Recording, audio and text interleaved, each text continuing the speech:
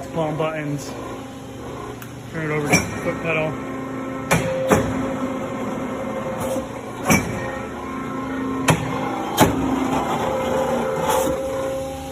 Go one more time, Brian, a couple more times.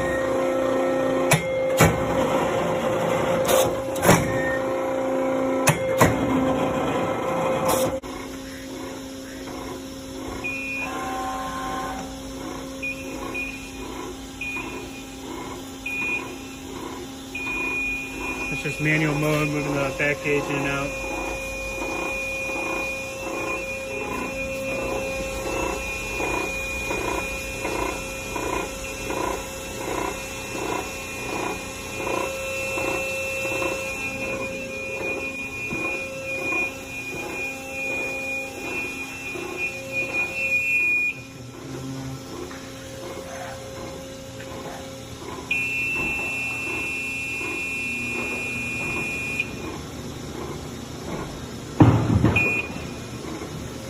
Recalibrate itself on starting a new job.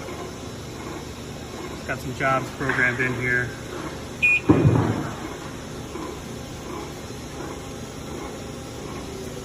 Seems to run fine.